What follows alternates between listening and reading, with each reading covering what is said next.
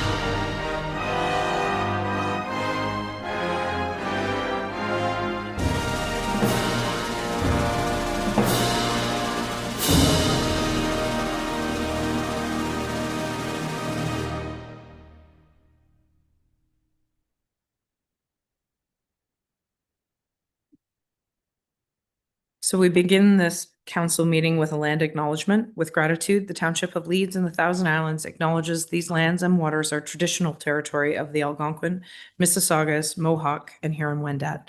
To recognize the role the township must play in truth and reconciliation, we also acknowledge the displacement of these peoples. Additionally, the township would like to respectfully acknowledge the First Nations, Inuit, and Métis peoples who also call this place home. We make this land acknowledgement to honor the Indigenous ancestors who have stewarded these lands and waters since time immemorial. First item on the agenda is adoption of the agenda. Motion is coming from Councillor Leclerc, seconded by Councillor Kelman, that the agenda be adopted as circulated. Any discussion? And Councillor Lackey, if I miss your hand, if you just turn on your microphone and give me a shout. If I do miss you, I apologize. All those in favor? All those opposed, and it is carried. Next item is declaration of pecuniary interest and general nature thereof. Does anybody have an interest to declare? Go ahead, Councillor Claire. Yes, thank you. I'd like to declare a conflict of interest for the, is it 13.9? 13.9. 13.9 for Alto High Speed Rail, as I work for Kingston Accommodation Partners, which advocates on this file. Yeah. Perfect. I appreciate that. Any other declarations? I have no other hands up, so we'll move forward with number 6, which is closed session, and there is none this evening. And therefore we're not reporting out, and there is no public meeting. Number 9 is briefings. We have 9.1. Mark Lawson from Ontario Clean Water Agency will present the Lansdowne Water 2025 annual report. Mr. Lawson? Hello. Hello, we can hear you, so we're good. Okay, good. Hello, Your Worship, councillors. My name's Mark Lozo. I'm the Senior Operations Manager for the Ontario Clean Water Agency, and we are currently the operating authority for the Lansdowne Water Treatment System. And I'm here tonight just to provide the annual report as part of a regulatory requirement. There should be slides, but if If not, I'm not sure if they're coming through. There We was a don't short have slides PowerPoint. yet, but I can, no, the clerk is gonna get the slides up, so. Okay.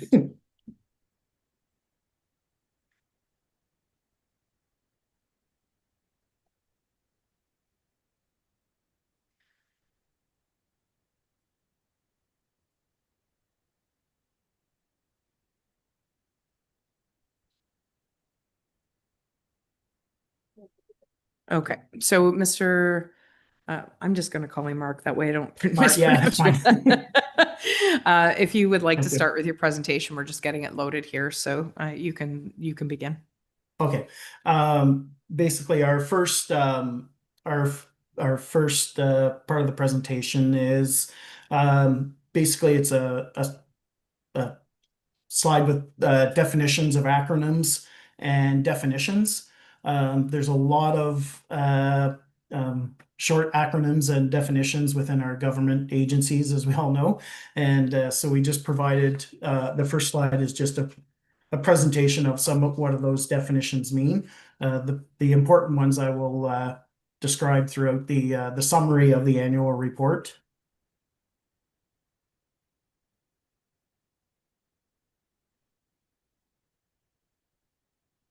There we go. Okay, so we're just getting to the presentation. This will be on basically slide 3 or Slide- PowerPoint 3. Too many zoomies here. Sorry. That's okay. It's not playing well. Yeah. So we can see it on Zoom, but we can't see it here Okay. in the chambers for some reason. Okay. Yeah, so our the municipal drinking water reports are created each year to provide a summary of the quality, quantity, and maintenance and other things that have gone on within the drinking water system. In Ontario, Reg 170 for the Safe Water Drinking Act requires the annual report to be prepared for each drinking water system. This report is intended to both inform the public and the municipal council about the operations of the drinking water over the past year. The annual report should be made available to the public through the web page. So either posted on the municipal webpage or have it made available at the office.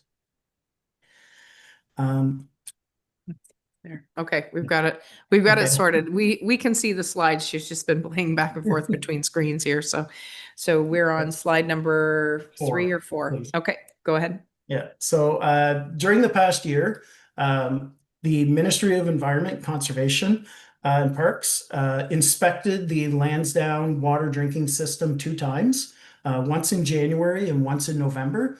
And both of these inspection ratings came back as 100%. So that was a good job by the operational staff and everyone, good team to get those 100% inspection ratings. And just next slide. Now,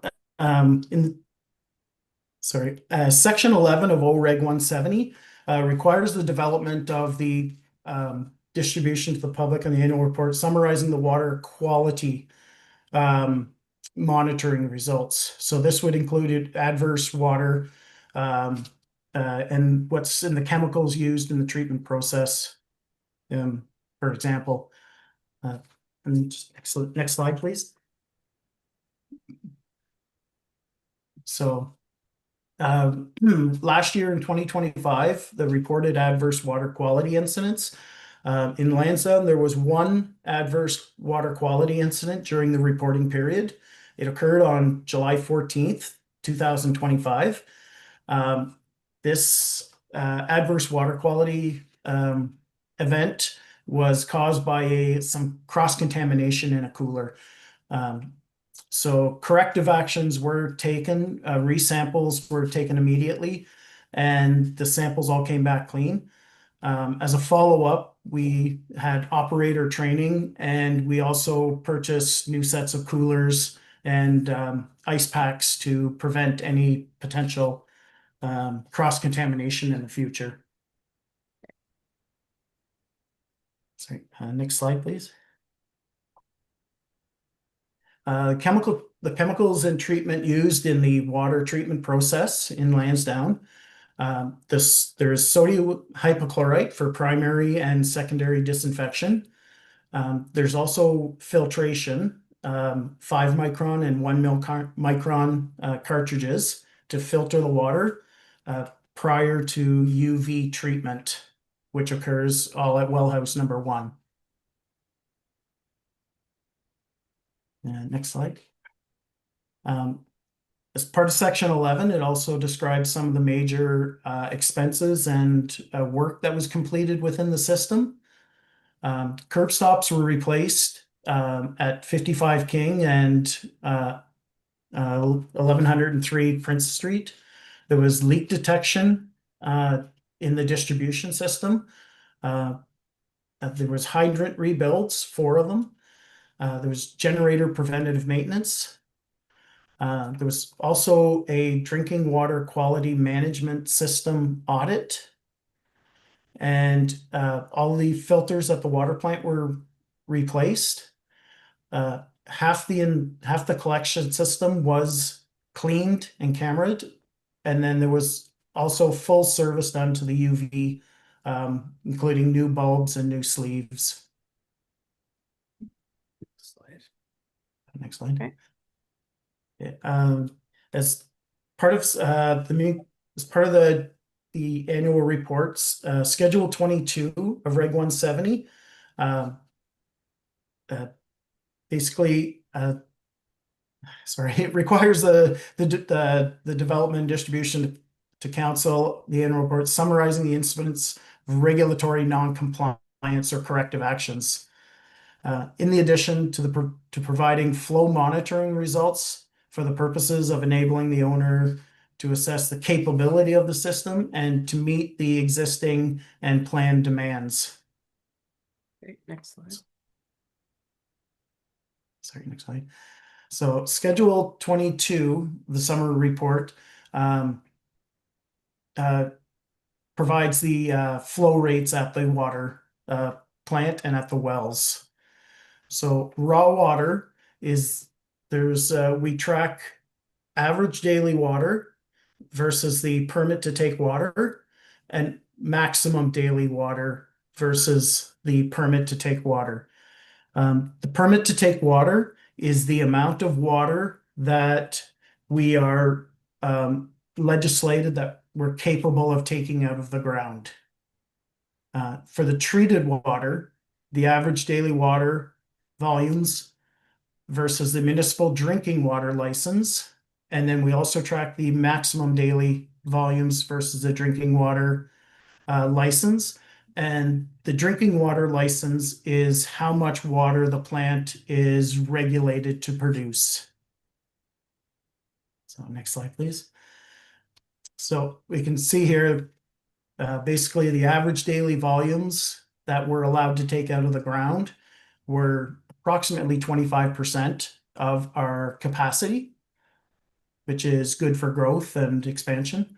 And the maximum daily volume that we produced last year was about 86% of the total capacity.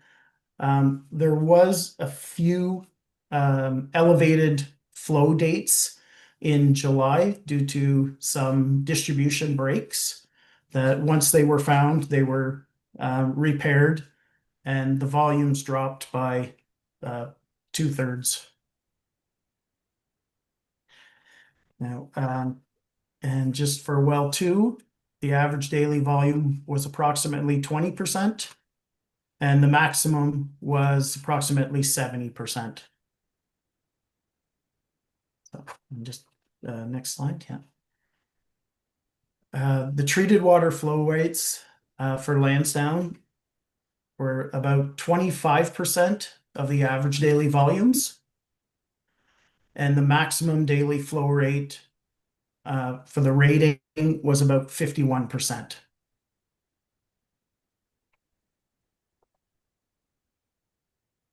So, and then regulatory non-compliance or corrective actions. There was one regulatory non-compliance action during the reporting year. A lead monitoring sample was taken outside of the regulatory timeframe. The corrective actions, once it was discovered, was the samples were collected and MECP was notified. The samples came back within the regulatory acceptable limits, and the corrective actions were just operator training, and new work orders were created to ensure that the sample wouldn't be missed in future collective timeframes. Sorry, thank you. And do you have any questions or concerns? I can answer some now. Okay. Do any members of council have any questions? So I have Councillor Kelman, then Councillor Maybe, then Councillor Fody.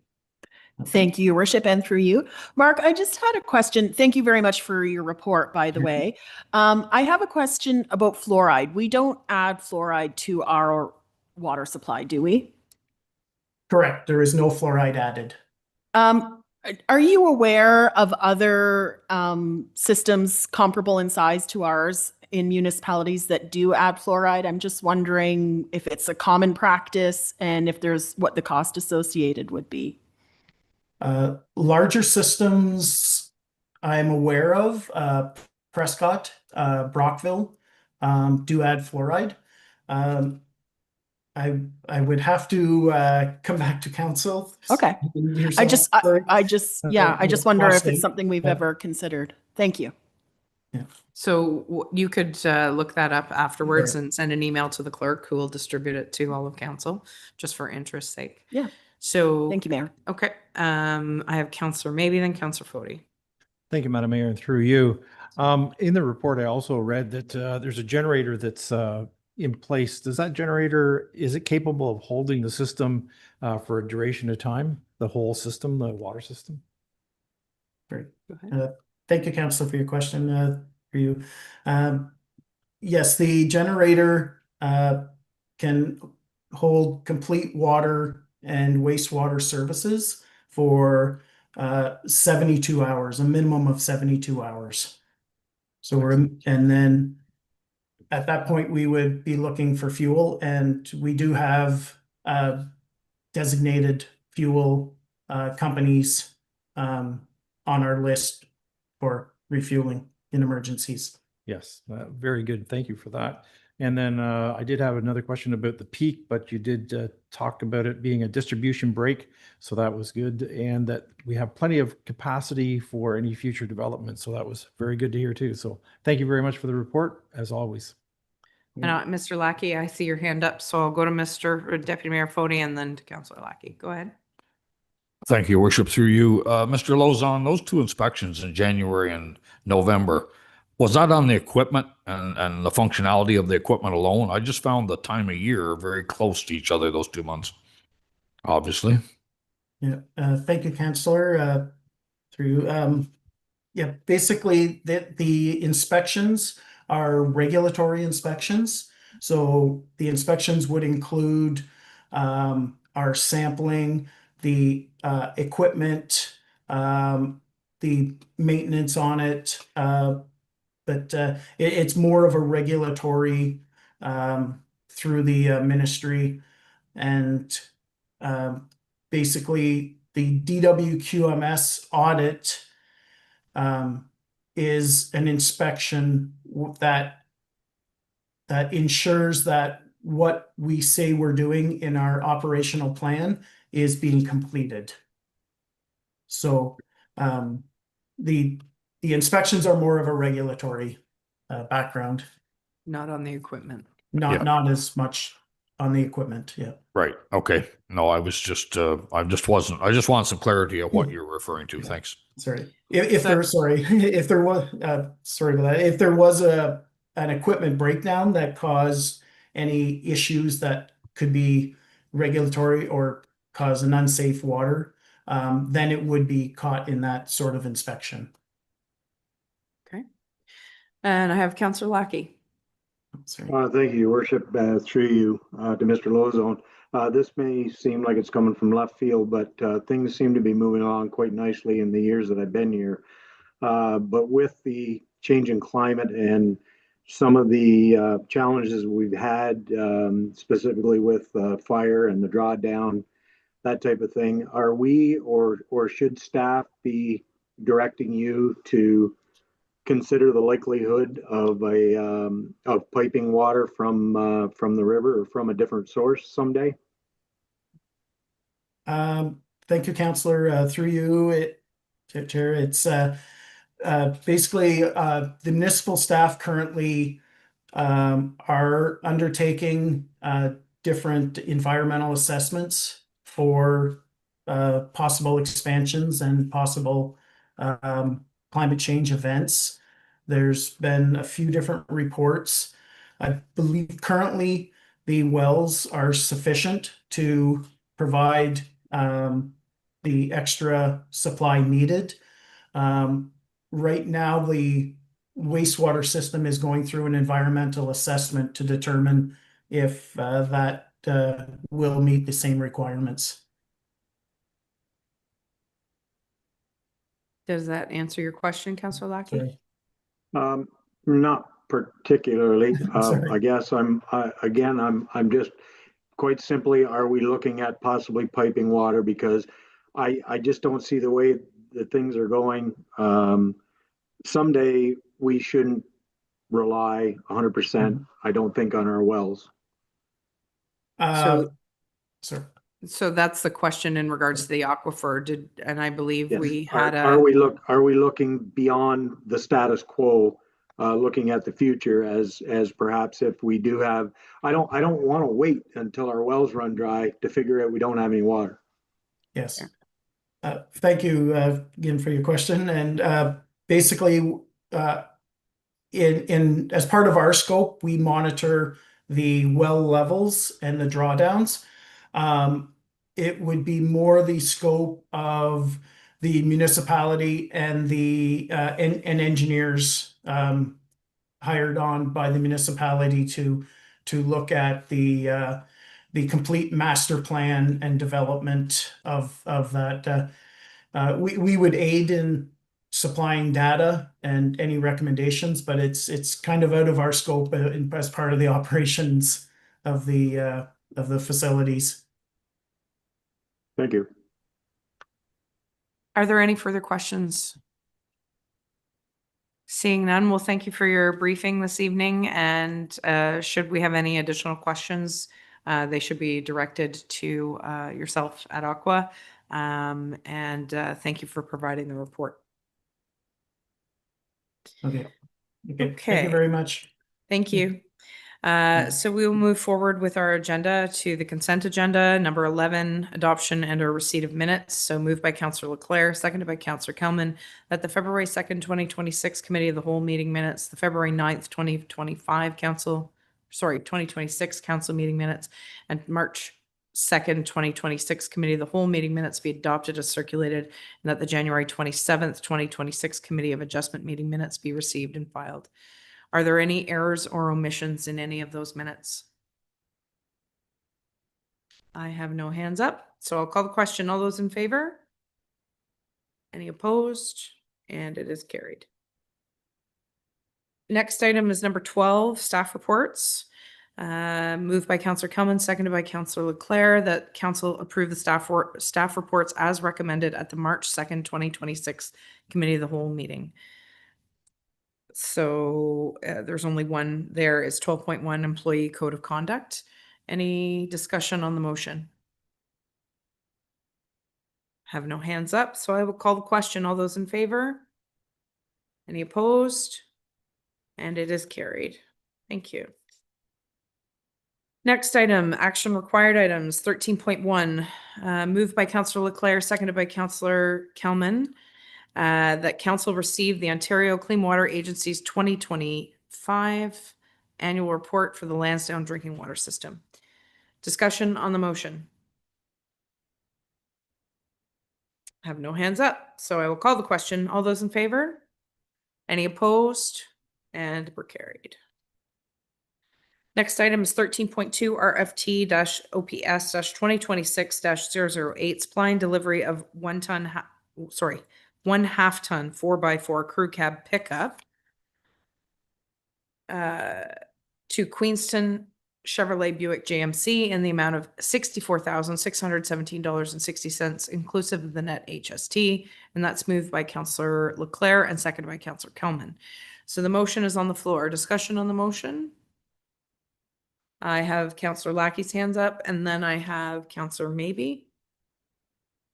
Go ahead, Councillor Lackey.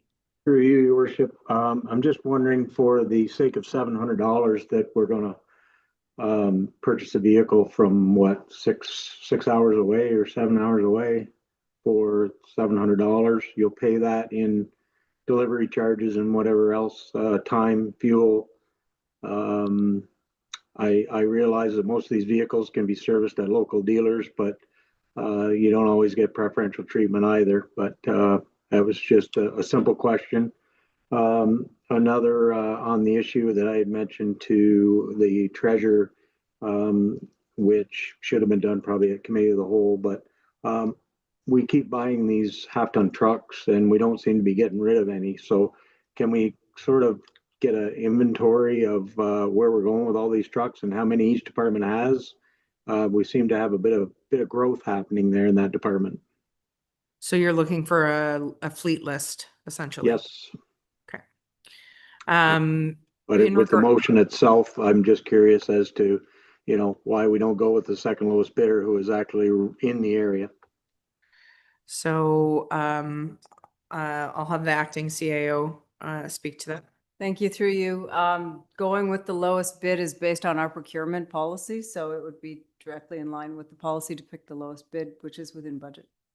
And if we were to go against a procurement policy, would we be in contravention? And It's a tender, so it's not a scoring process. It's the lowest bid.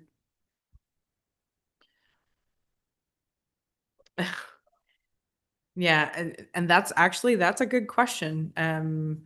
Councillor Lackey made a point. So does that tender include delivery?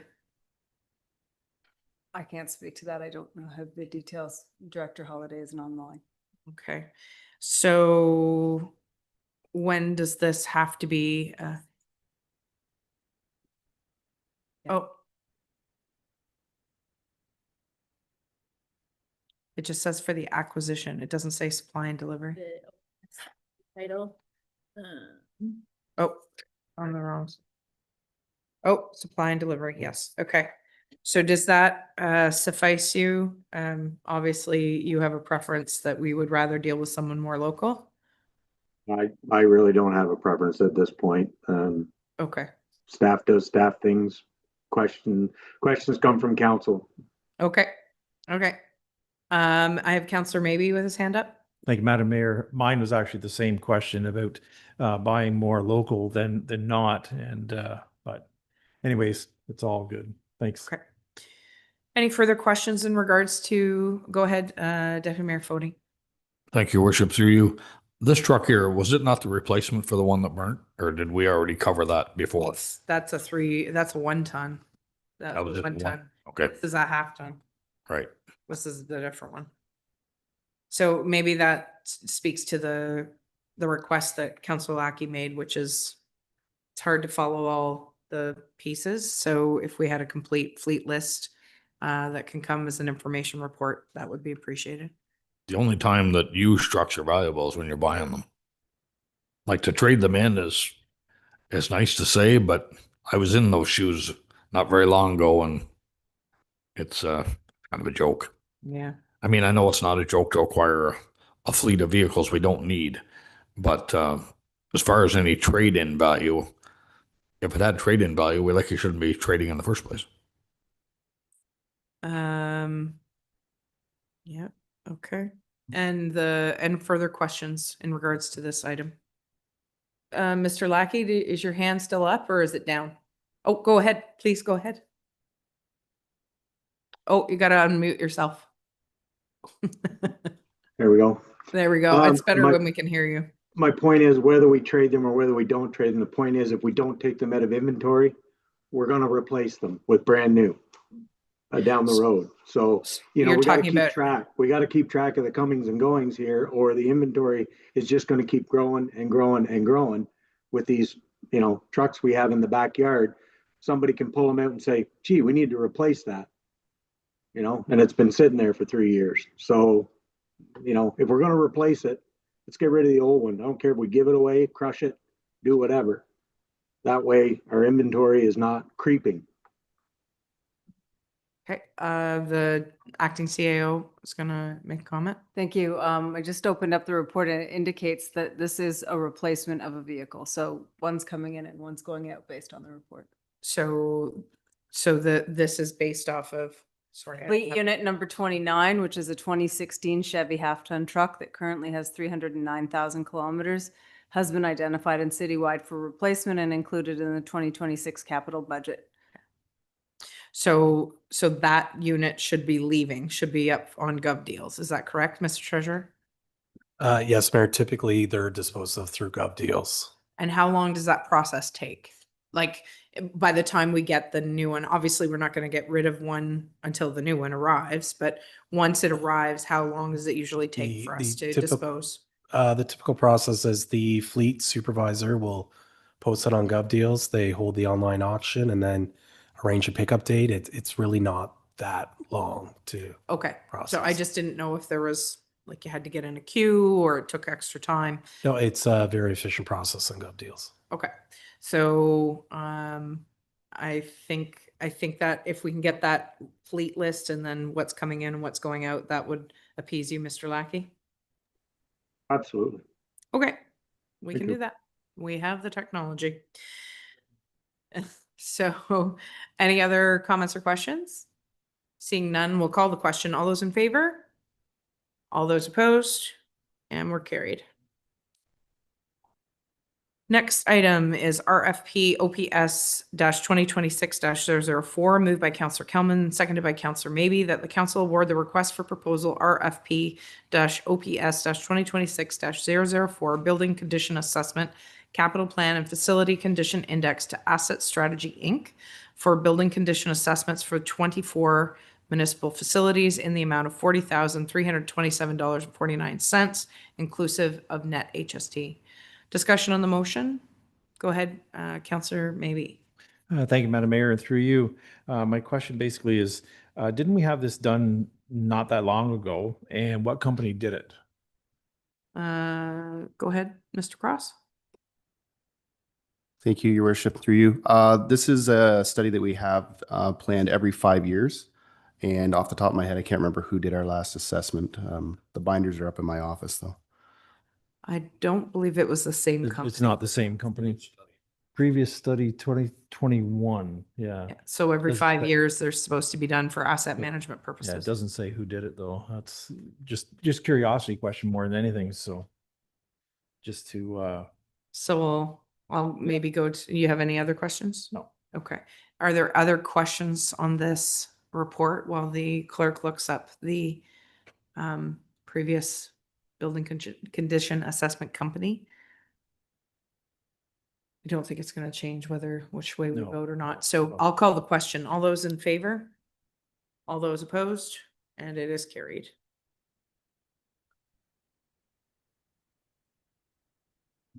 Moving on to 13.4, RFP-OPS 2026-005, supply, deliver, and install shade structure. Moved by Councillor Kelman, seconded by Deputy Mayor Fody, that the council approve the award of a contract to New World Park Solutions for RFP-OPS 2026-005, supply, deliver, and install shade structure for Centennial Park in the amount of $64,299.09, inclusive of the net HST. Motions on the floor, up for discussion. So I've got 3 in a row. So I'll go to Councillor Antoine Hartley, Deputy Mayor Fody, and then Councillor Maybe. Thank you, Your Worship, and through you.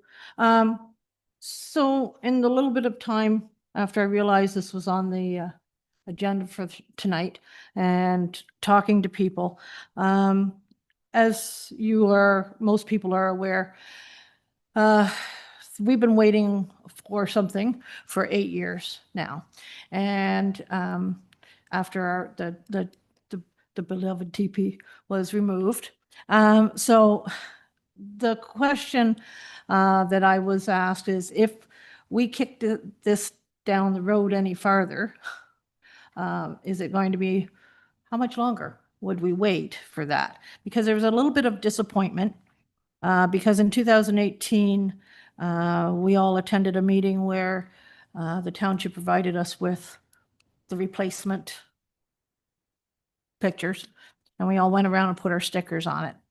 And this, I realize that it's 8 years down the road, and $65,000 doesn't go very far, but yeah, it's less than what we expected, If and a I- little bit disappointed. If I remember correctly, when this was first tendered originally, when they looked at, I think the tender came in considerably higher, or am I thinking of another project? Mr. Cross, sorry. Through you, your worship, from my research, the original, as in the report here, the original budget in 2022 was $40,000. In 2023, council approved additional funds of $25,000 to bring the total budget to 65 based on the minimum replacement cost then. From the report, $65,000 was the minimum, and it ranged up to $180,000 depending on what you can go as high as you wanted, right? And that was based on costs from 4 years ago. So we still had the instated $65,000 of budget available, and we tendered within that budget right now. As you can see in the report, there are some alternatives in there as well. So to your point, Yes, so to my point is that I've spent a lot of time looking at that spot today and thinking that we possibly could do better. $65,000 for this metal with a cupola on the top. I know that there are different specs. I'm not that stupid that there wouldn't be different specs for this, but when I went to Costco, there was a 12 by 20 there, galvanized steel metal double roof with curtains for $2,400. And so I'm just questioning too where this is coming from, because I see on the plans it says American Outdoors as tents from American Outdoors, and I'm just wondering, is it American that we're looking at sourcing it to? And if that's the case, are we paying tariffs on going both ways?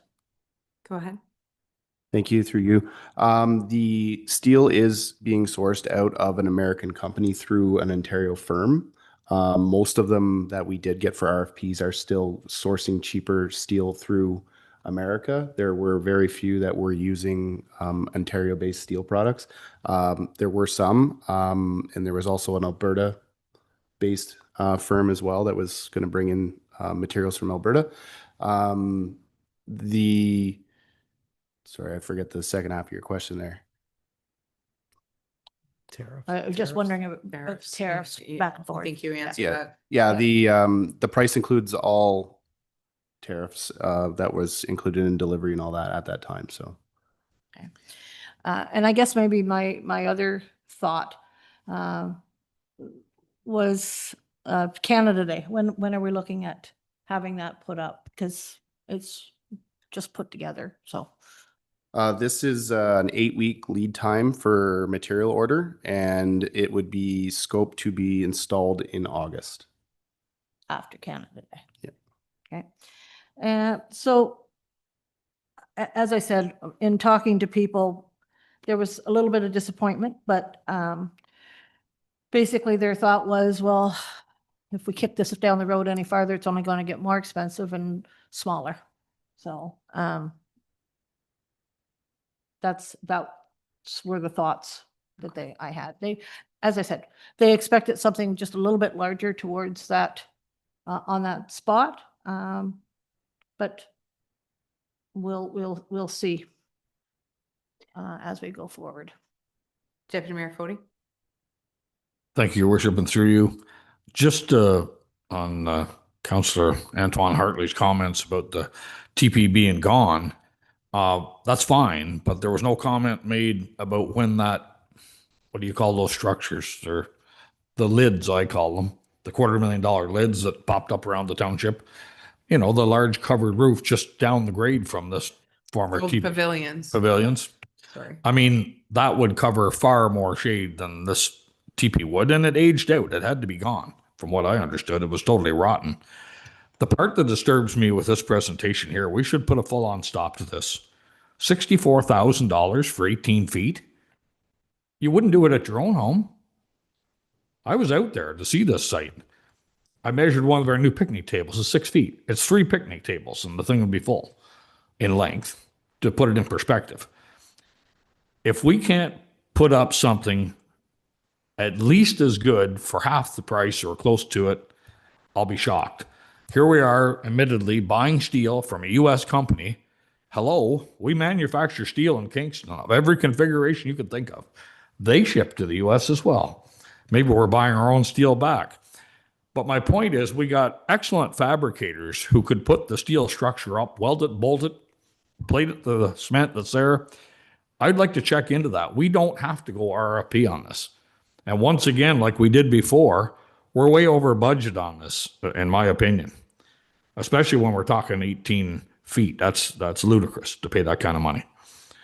And as for the cement pad, too early to tell, but it's a cement pad for a replica, if we'll say, of the TP. But it unless the cement is really busted up so that we can't just repair it, patch it, and move on, it's not a shuffleboard. If it's got a crack in it, you fill it. But I would like to, if you want, I can do it myself.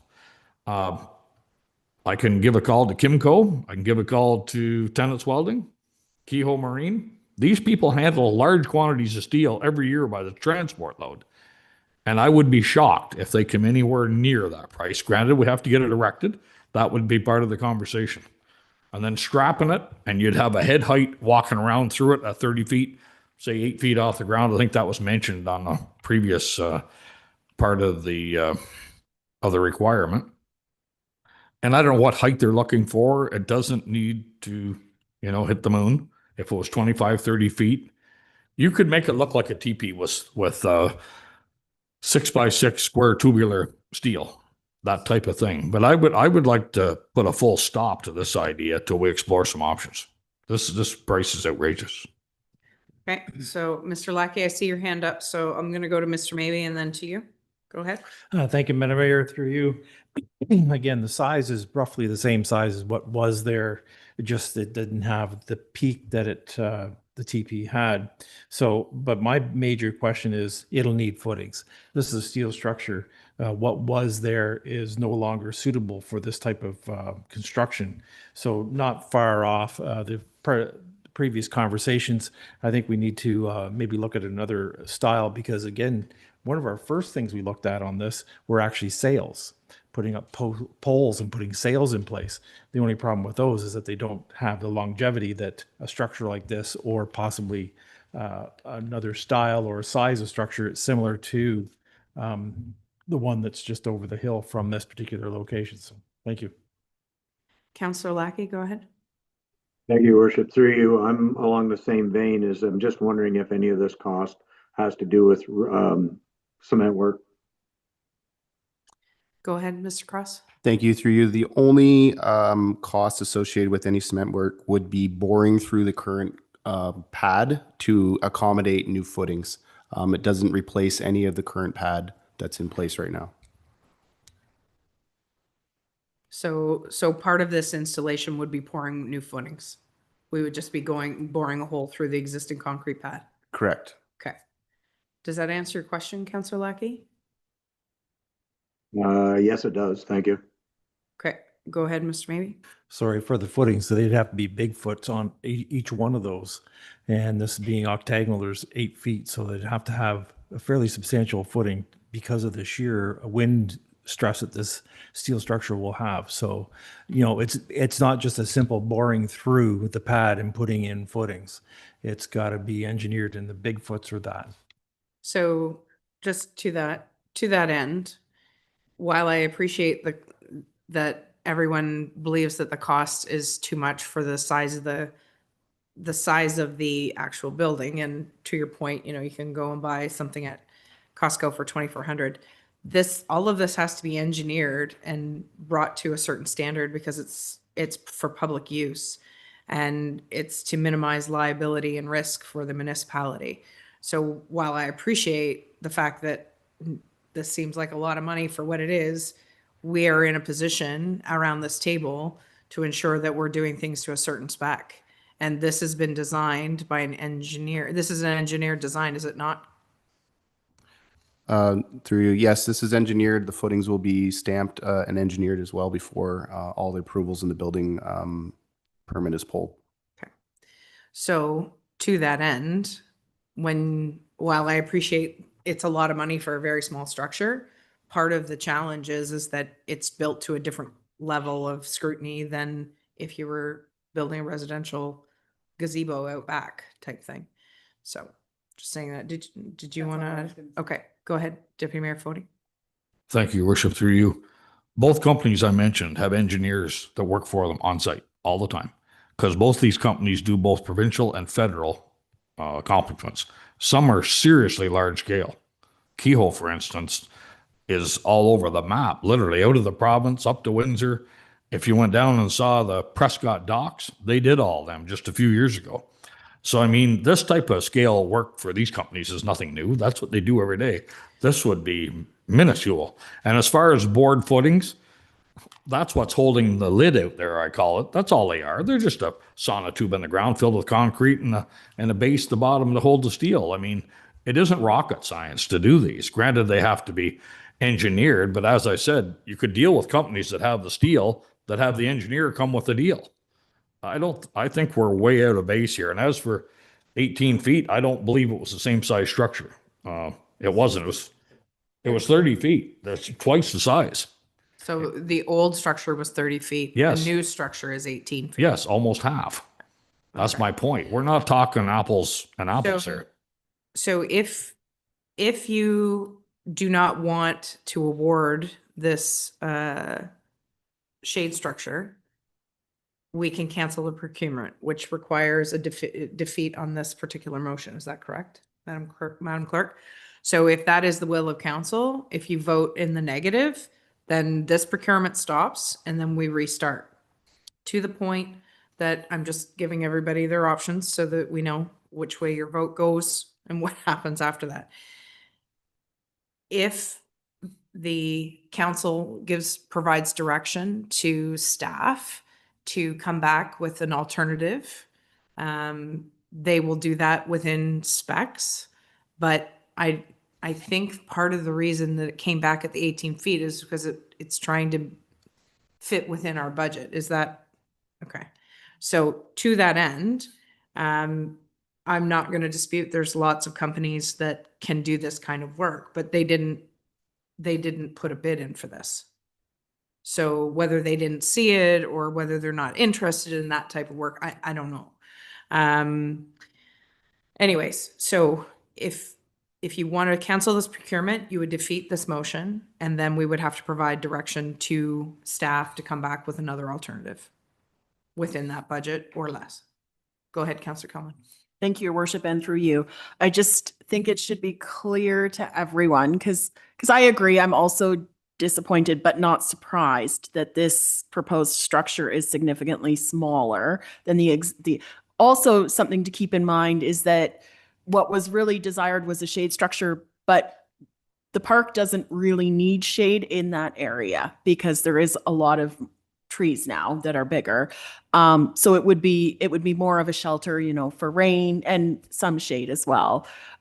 So the need might not be the same as the previous structure size-wise, but if we did, if council was willing to put more money into the project, well, that couldn't happen until next year because it would have to go through the budget process. It And doesn't, it can be brought to council on a notice of motion, should you to wish. just increase the budget for it and find it for it. Okay. So, yeah. So I don't know. I don't really know either. So, Because I feel like the community is just from the brief responses that we've got in a day, I feel like there's a bit of a divide. okay, Councillor Leclerc?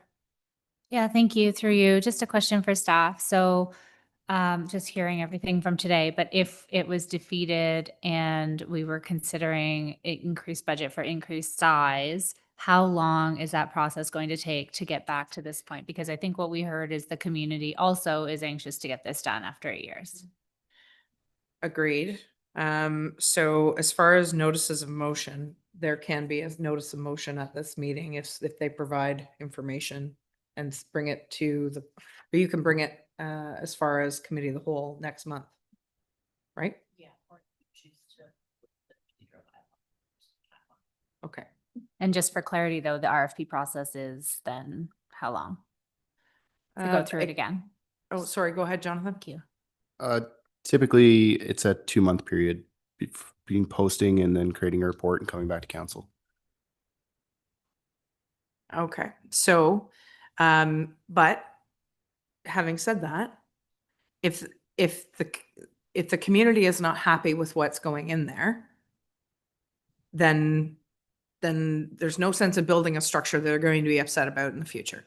While I appreciate not being happy it's taken this long, we've gotten to this point because we know that something needed to be done. I think we were all hopeful after COVID when this first sort of started ramping up that there would be a reprieve.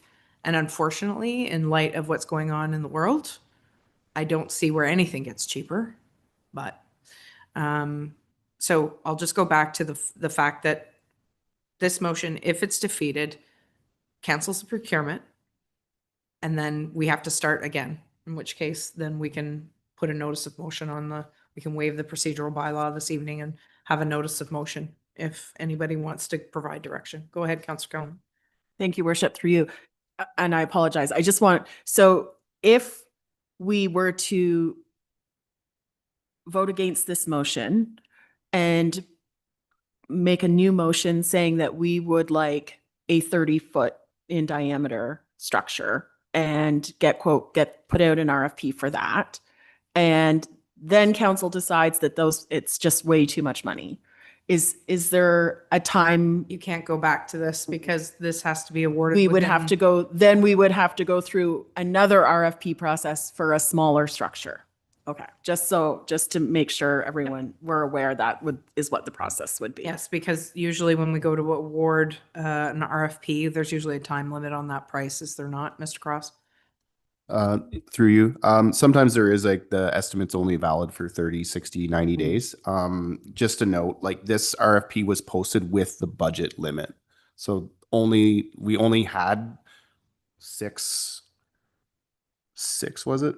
Yeah, six applications, and they were all within budget, but they were all within $3,000 of each other.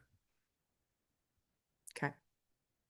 So I have Deputy Mayor Fody and then Councillor Maybe. Thank you, Worship. Through you.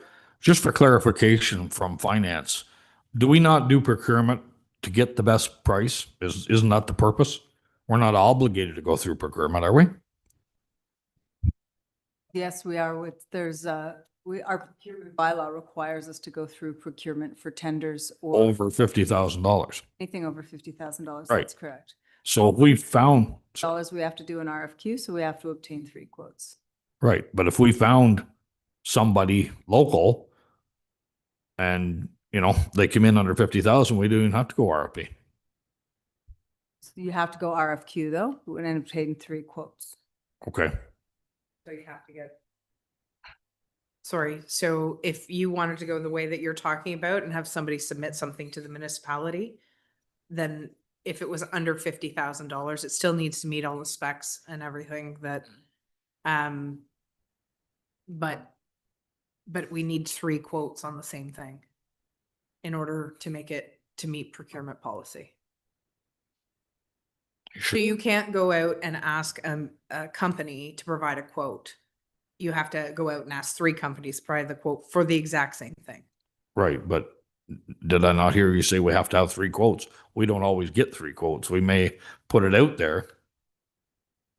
The procurement bylaw indicates that if you don't get 3 quotes, but you're satisfied that what has been received, but you have to try to get 3 quotes. You Right, can't- right. Because I know we've had some quotes before that only had 2 bidders. Yeah. Thank you. Go ahead, Councillor Maybe. Thank you, Madam Mayor, and through you to Mr. Cross, the actual size of the TP, do you have that available? Through you. The pad measured roughly 30 feet in diameter, and the existing footholds where the structure was is right at the perimeter of that. So it would have been roughly about 30 feet. Okay, thank you. Okay. Go ahead, Councillor Leclerc. Yeah, thank you. Just one more question for clarity. The use of the site, because I don't think we've talked about that. Was it used in its like capacity at 30 feet? Did part of this process examine whether or not 18 met the needs of the community? Are events held there that couldn't fit? Like, I'm just trying to wrap my head around community need and if this meets it or not. So really, it actually speaks more to historical replacement. So the TP was put up for a centennial structure, and it was done to mark the centennial. And then unfortunately it was metal, so it started to deteriorate, and it was a safety issue, so it needed to come down, which made people very upset at the time.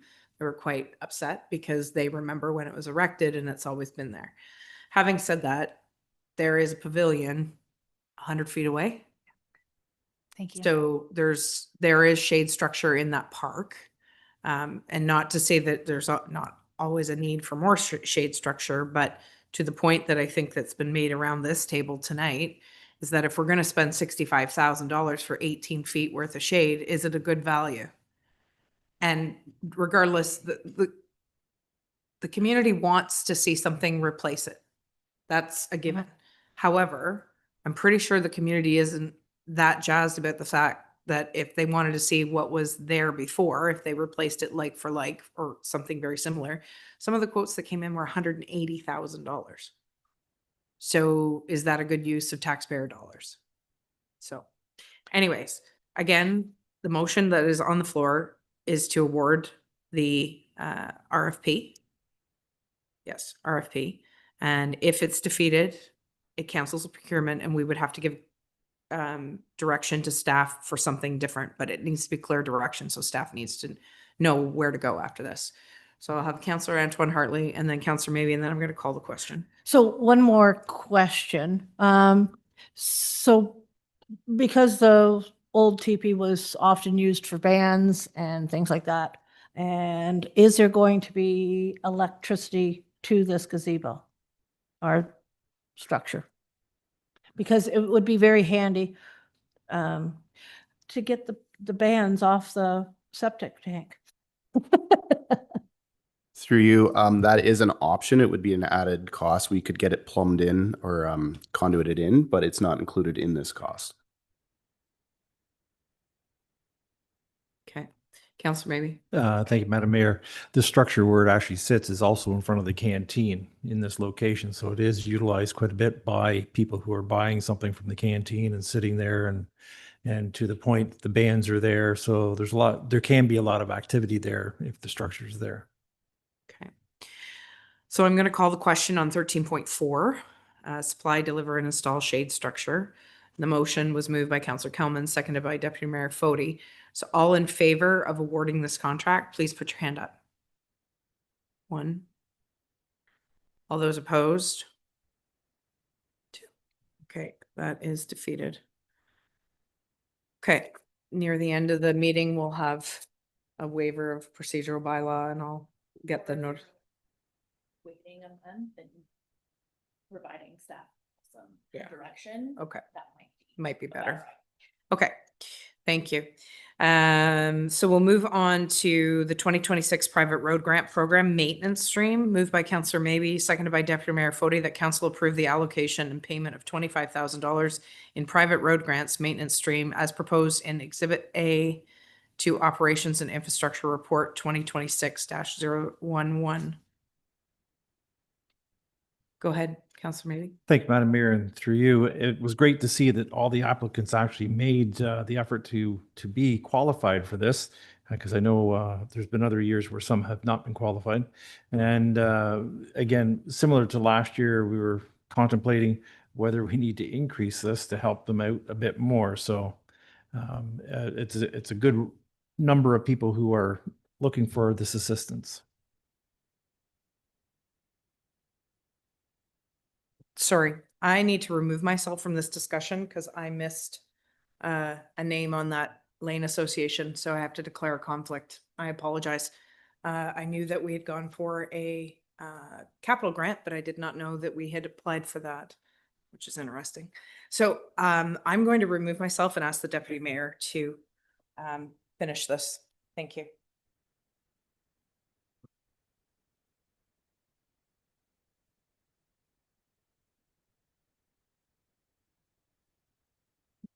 There's no need for me to reiterate what's been said. Is there any other questions or comments from council? No? All those in favor? Opposed? Mr. Lackey, where are you? There you are. Okay, we're all in favor. Okay, it's passed. Thank you.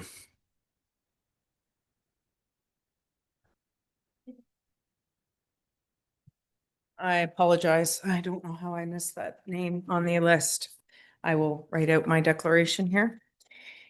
Okay, next item is municipal flag policy, moved by Councillor Maybe, seconded by Deputy Mayor Fody, that council approve. Nope, that was carried.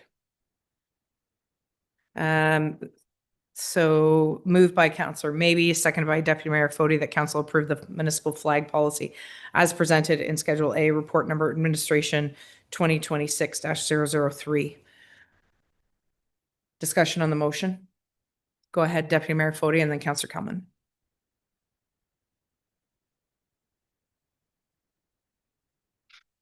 Deputy Mayor Fody. I'm trying to find the note I want here, and now I don't see it.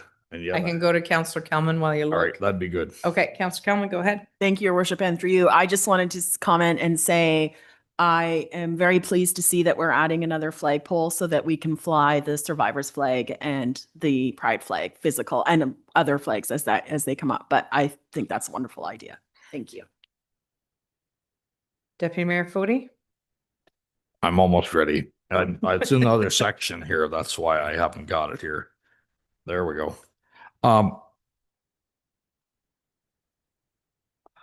Section 6.4, page 4 of the second piece.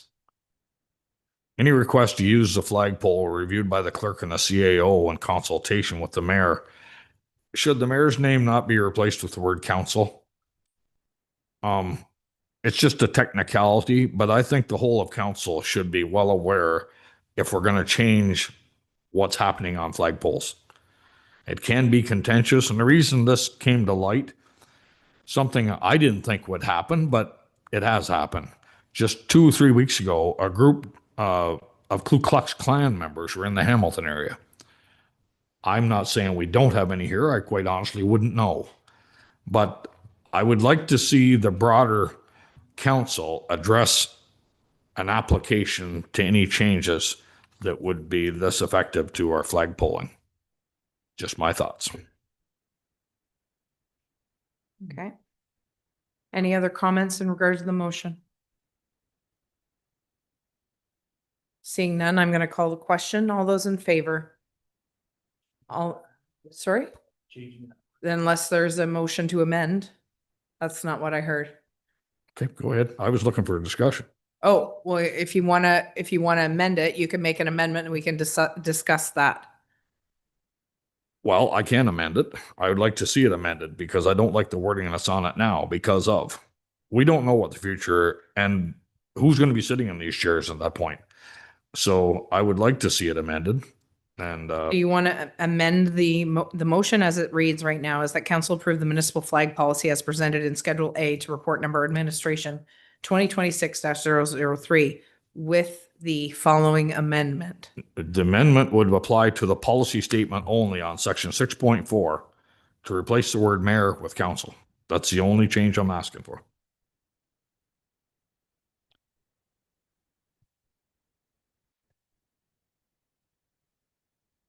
But I'd like to hear some other opinions if there are any. So the amendment is made by Deputy Mayor Fode, and then I need a seconder for the amendment.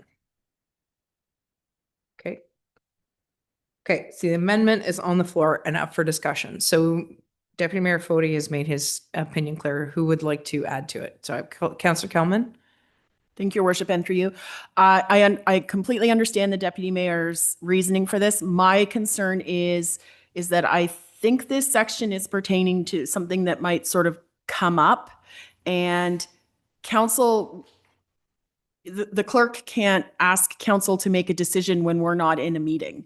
So I think there needs to be a faster process to make a decision of this nature, and that's why I think it should be at the mayor's discretion. And I understand the deputy mayor's concern, but I'm hesitant to change it to council because I don't know that we would always be able to wait for a council meeting for council to make So that decision. to that point that's just been made, the most recent example of that was when Tumbler Ridge. Tumbler Ridge happened. So the administration called me and said, "What do you want to do?" And I said, "We need to follow what the rest of government is doing, which is to say, our thoughts and condolences are with Tumbler Ridge, and we'll lower our flags until such time, and then raise it." So I made that decision in the absence of a flag policy.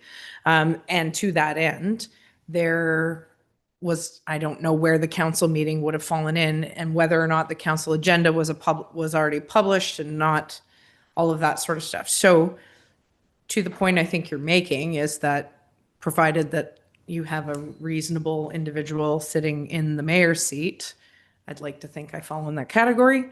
But to your point is that you don't know who's sitting in the mayor's seat. I don't know derogatorily if you're a member of the Ku Klux Klan either, you know, and I'm taking it deep on when I say that, but that's what I use for reasoning why the whole of council needs to weigh in on something as sensitive as a flag. We've seen this council in this township go absolutely sideways not too many years ago over a flag policy. I'm not going to, you know, beat this. It's just that when I read this, I hear what you're saying when a request comes through. But anyway, I'll just leave it. I've made my statement. Yeah, go ahead. So if it's in consultation with council, it would still rest as the decision of the clerk and CAO. We could just have a formal email template that's sent out, similar to what we do for a noise bylaw. To make people aware. To just say, if you have any concerns, please let us know. But then the ultimate decision would rest with the clerk and CAO if you're comfortable with that. So that would not change the wording in this, or it would, or because if not, Sorry, through your mayor, we would still have to change it to in consultation with council. okay, so the amendment that's on there is still stands then. Yep, And that's fine. does everybody on council understand what the clerk just said? That it would mean that council would be notified and any concerns could be immediately brought up to the clerk and the CAO. Does that suffice? Yes, it does. Because what it does, it eliminates my question or suggestion that we put council in place of mayor. But what you're saying is in consultation with council. That's fine. Okay. 6 of one, half dozen the other. Okay. So the amendment that's made by Deputy Mayor Fode and seconded by Councillor Maybe is in 6.4, replace mayor with in consultation with council.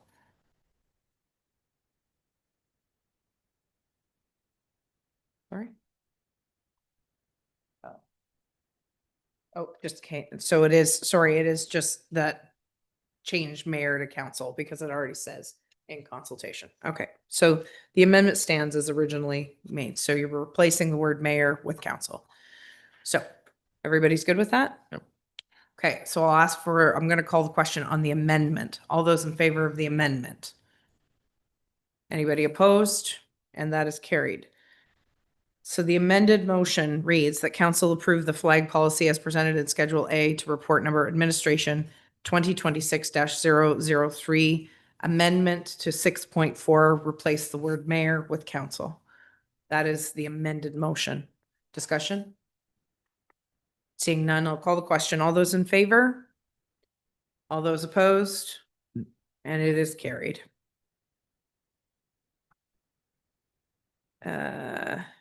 Time we got, we're good. Okay. 13.7, Lyndhurst Turkey Fair delegation follow-up, moved by Councillor Kelman, seconded by Deputy Mayor Fody, that council directs staff to bring a report back to the committee of the whole to address the concerns raised in the delegation regarding the Lyndhurst Turkey Fair.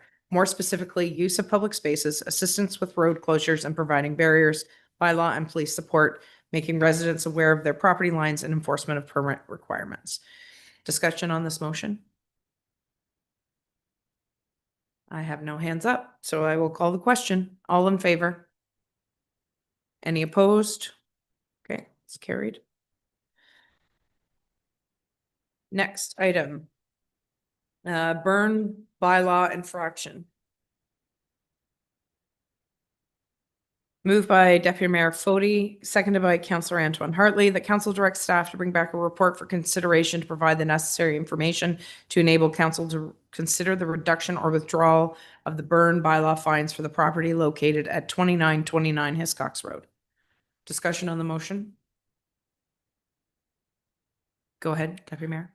Thank you, Your Worship, and through you. I don't know if the chief wants or is able to weigh in on this, or the finance department. I just, we heard the request last week, and I just thought for the sake of a resident, we'd follow up. Or are we in a sensitive zone where we are muted?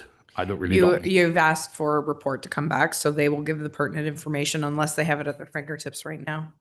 If you'd rather wait to bring back a full report, yes, okay. Yeah, I just don't want to put them on the spot and then Well, that's fine. say the wrong thing. So the motion is the council directs staff to bring back a report for consideration, provide the necessary information to enable council to reconsider the reduction or withdrawal of the burn bylaw fines for the property located at 2929 Hiscox Road. Further discussion? Seeing none, I'll call the question. All those in favor? Any opposed? And it is carried. Okay. And Councillor Leclerc is leaving the horseshoe, and we'll put 13.9 Alto high-speed rail on the floor. Moved by Councillor Maybe, seconded by Councillor Antoine Hartley. Whereas Alto, a federal crown corporation whose role is to establish high-speed rail HSR network between Toronto and Quebec City, has recently released possible route options, and whereas Alto has stated the proposed Southern Corridor in agricultural and resort areas with higher population density simplifies construction and operations, and whereas Leeds in the Thousand Islands is surrounded by affected municipalities and takes pride in the rural character of Eastern Ontario, the protection of environmentally sensitive areas, agricultural lands, and many natural features, including the UNESCO designated Frontenac Arch Biosphere, and whereas the proposal for a high-speed rail will divide Canadians and forever transform a beautiful landscape of the area, and whereas Leeds in the Thousand Islands believes that the investment that is proposed could and should be allocated towards a current Via Rail transportation system to upgrade and better serve residents to all of Canada. Therefore, be it resolved that the Council of the Township of Leeds in the Thousand Islands will not support the proposed Alto high-speed rail in either of its proposed locations, and that staff be directed to send this motion to the Honourable Steve McKinnon, Federal Minister of Transportation, the Honourable Mark Carney, Prime Minister of Canada, MP Michael Barrett, Honourable Doug Ford, Premier of Ontario, MPP Steve Clark, and Mark Imblo, the President of Alto. So the motion is on the floor, up for discussion. Go ahead, Councillor Maybe. Thank you, Madam Mayor. Through you, as we know, this rail line is going to be 120 meters wide. So it's a very wide swath through our area. And depending on which route they take, the biggest thing is that none of us will ever use it because we have to drive 2 hours to get to a station that possibly would even use it. So, the amount of people that are actually going to use this particular viaduct is limited. Again, it comes down to price also, but our communities are going to be cut off I know of one community north of us that fire station's on one side, the proposed route, the volunteers live on the other. But the potential of the actual access cross points are 15 Highway and County Road 29, which are miles apart. And there's no other bridges or underpasses being suggested for this particular thing. So I think it's going to really alienate a lot of our area, a lot of either commercial, residential, vacation properties. In one case, there's also, I heard that there's a road, the only way to a lake with 30 some odd people on it, and they're going to cut it in half with no viable way of getting there. So all of a sudden they have propane for their cottages. It's going to have to go by boat. A lot of things are going to be cut off by this particular potential rail system. So it has an impact on our area economically for a long time in the division of properties, of residential, of vacation lands. So it really needs to be looked at. And the money that they're going to spend on this, billions of dollars, they budgeted, that which will increase. We just know that that seems to be the way of any project. I see it personally in some of mine too. So I know that it's more of what's going to happen, not if it happens. So we have a lot of money that's going to be spent. Why not reinvest it in the path we have already that already has stations that which people can get on it and actually use it? And that's the one thing with the Alto, the limited stations, a handful in its whole duration. It makes it very difficult to use. And our own system is already there, it needs to be upgraded. But there's different ways of making that work along our own corridor or the corridor that already exists. So I say we need to stop this from happening until there's clearer thought maybe on a direction, a true direction, in whether it's high speed or whatever. But we need more residents. If we want to have a community that has public transit, we have to make it available to all that are in that area. And this does not do that. Any other comments? Go ahead, Deputy Mayor Fody. Thank you, Your Worship, through you. I attended a local presentation last Thursday in Perth. It was largely attended. The man at the door, I noticed when I was going in, he held the little ticker tape. When I left there about 3 o'clock, I was there at 1. When I left there about 3, I asked him how many he had counted. He said, we're at 734. That was from an 11 o'clock and a 1 o'clock presentation. Not that the times mattered much. It was a free flow in and out. There was a lot of people there. A lot more came after. The long and the short, and these are the flyers you could pick up, and they're nice and glossy and they look pretty, and they say nothing. This whole presentation is just typical of some large projects at the federal level where somebody convinced them to go ahead with this. Now, somebody in this case was the former SNC Lavalin Group, who we know how that turned out. It cost taxpayers hundreds of millions of dollars. They were leveled fines, and I don't know what all happened in court cases with them. So they've come up with a new pipe dream as to how to siphon hundreds of millions more at the Canadian taxpayers through the federal government.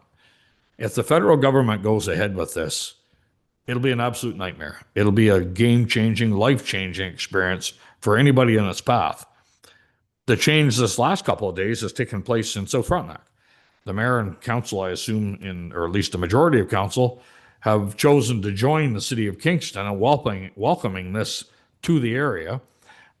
Based on what I heard from South Frontenac previously, a week prior, I'm guessing that it was suggested if city wants this, they have to want it all, including the pathway, because South Frontenac did not want it coming through their lands. It's been suggested in their agreement that it follow the rail line. The rail line is right here, as we all know. That wall will be right through here. And I asked 2 of the more informed people there that day, bridges, county roads, township roads, you're paying for them? No, our obligation is the rail only.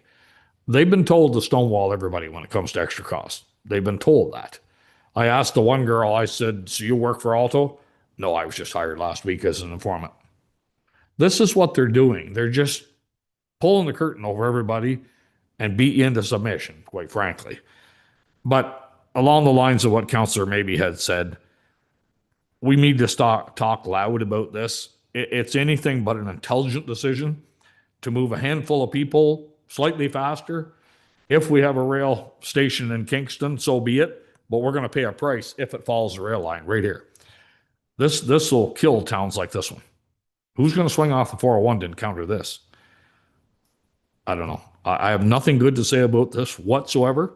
Knowing the people behind it and knowing who put this in motion just a few years ago, and now he's not prime minister, it doesn't surprise me at all that IQ would kick into this level.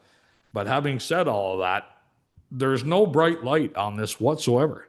None.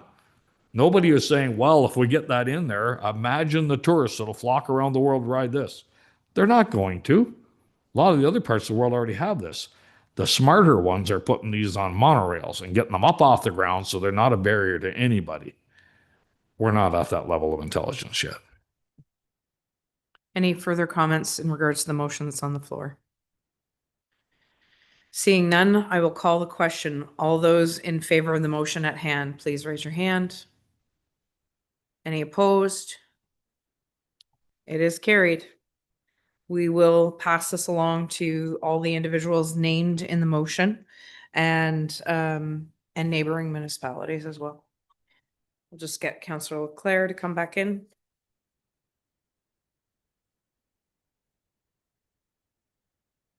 Welcome back.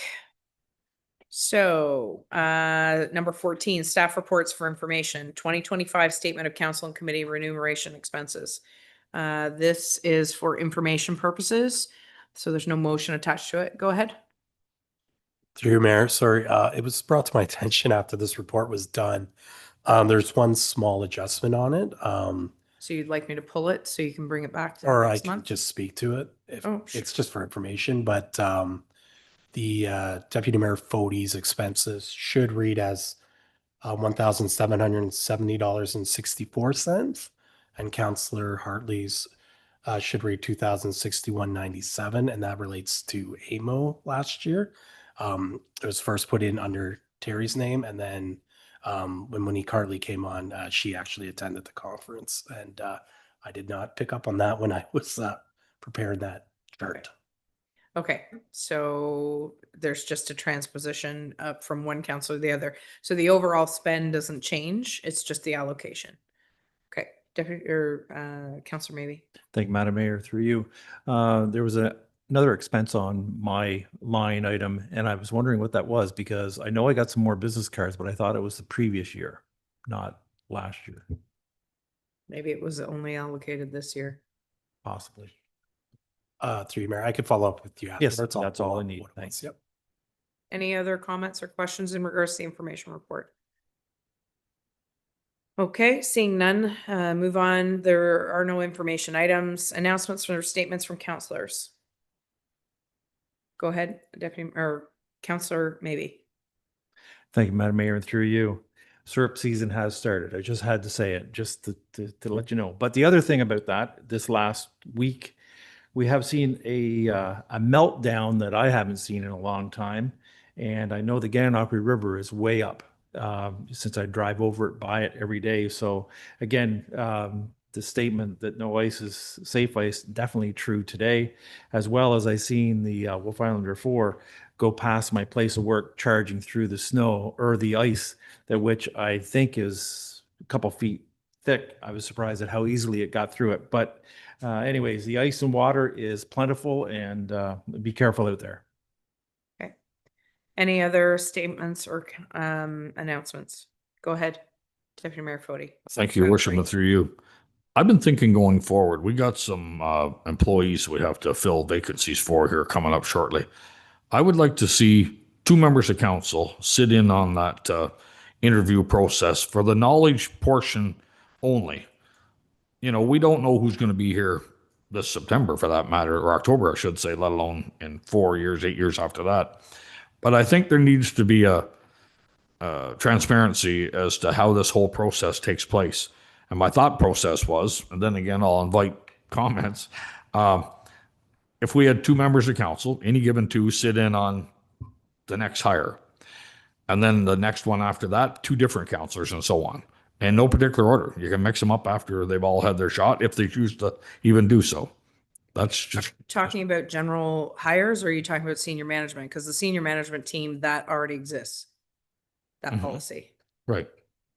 So general hires, we have some coming up. No, we have no jurisdiction, it to be involved in general hires.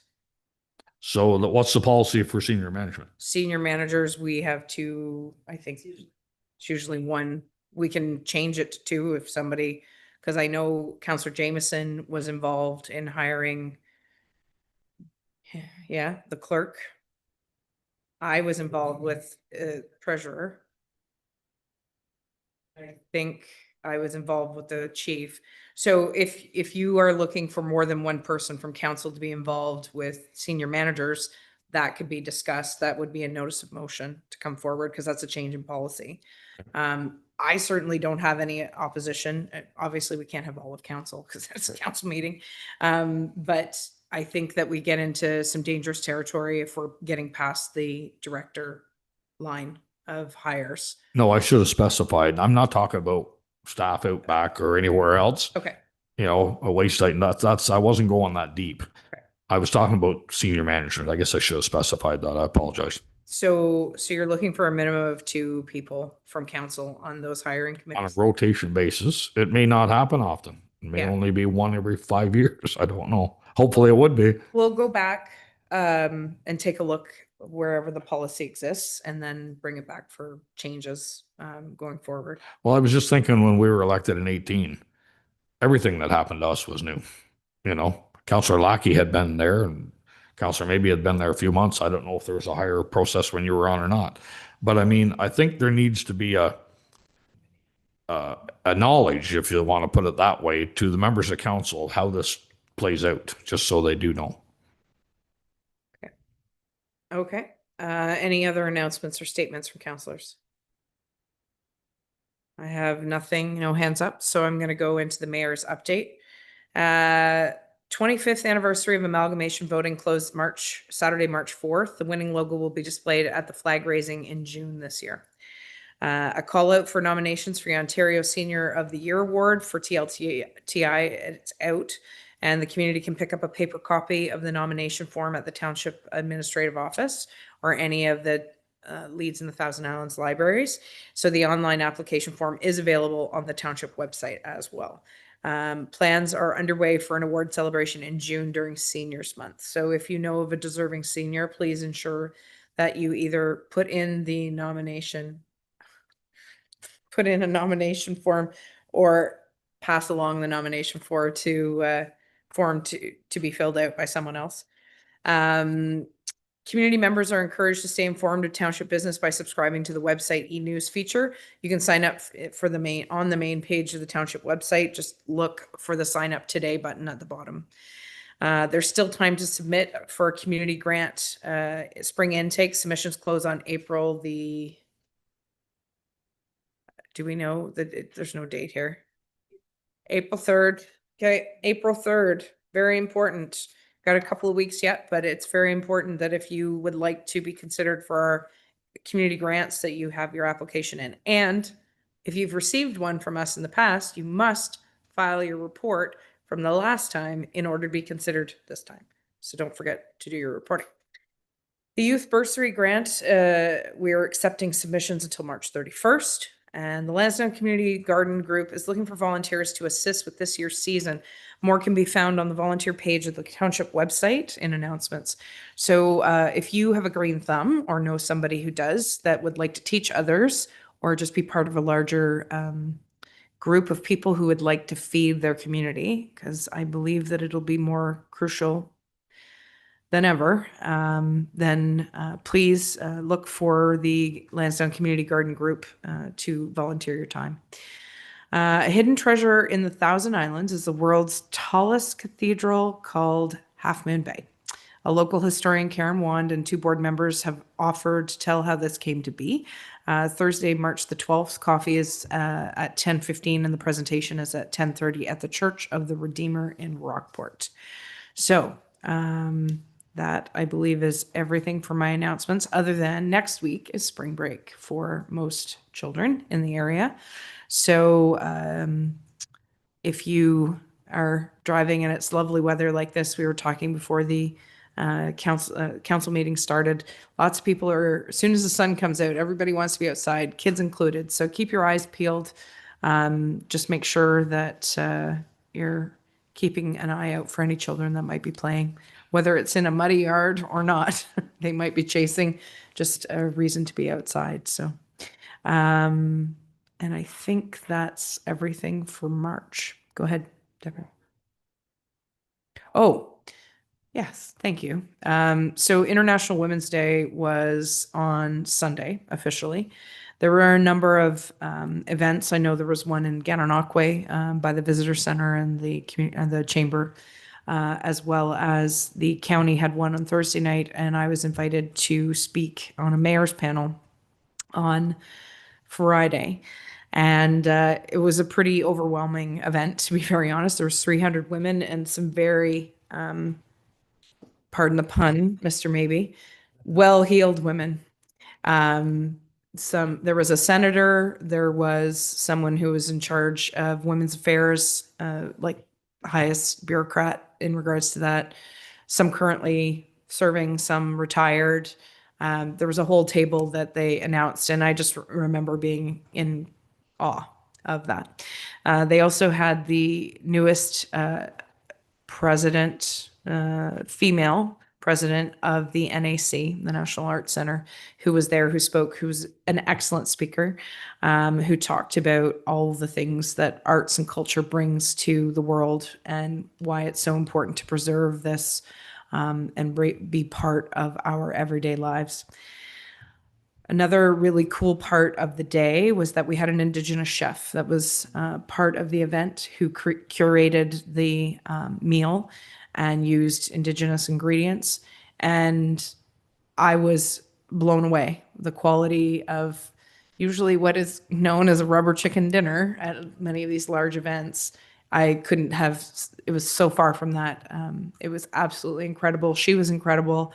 She talked alongside the executive chef, describing the dishes to us and what they used that made it significant for Indigenous purposes.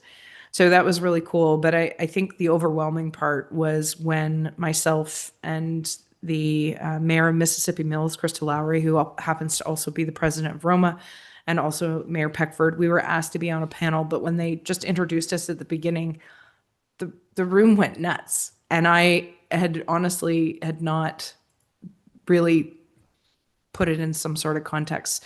But I have to tell you that after we were up and answered our questions talking about small towns, rural business, and all the things that we do in small towns and we do really well, and why people end up moving out of the cities to join us, the number of people that came up to me afterwards and said, you know, we never really thought about sitting on a committee or running for council, or we're so proud of what you do. Thank you for doing it. And just really genuine feedback. And it was quite overwhelming and humbling at the time. So I was very excited to be part of that group and some of the other really incredible women that I got to meet. So a few of them are looking for property in the Thousand Islands that actually came up and she said, we have a real estate agent that's looking for us. So it's exciting to know that our area remains a destination and people know it and love it. And hopefully we can continue on that journey. So it certainly is an amazing place. And the Borderline TV show is really fun to watch when you're looking at all the things that look very familiar. Okay, with that, there's no closed session, so I'll move right into bylaws. Moved by Deputy Mayor Fody, seconded by Councillor Maybe, that the third reading and final passage be granted to bylaws number 2026-006. Or do I have to pull that one? Okay, and 2026-012. Okay, flag. I just wanted to make sure I didn't have any that shouldn't be in there. So with that being said, is there any discussion on this motion? Seeing none, I'll call the question. All those in favor? All those opposed? And we're carried. Next motion is confirmation bylaw, moved by Deputy Mayor Fode, seconded by Councillor Antoine Hartley. The 3 readings and final passage be granted to bylaw number 2026-013, being a bylaw to confirm the proceedings of the Corporation of the Township of Leeds and the Thousand Islands at its March 9th, 2026 council meeting. Any discussion? I'll call the question. All those in favor? All those opposed? And it is carried. And last is adjournment, moved by Deputy Mayor Fode, seconded by Councillor Antoine Hartley, that council adjourn at 7:34 p.m. Non-debatable. All in favor? Any opposed? And we are adjourned. Thank you, everyone. Have a great March break.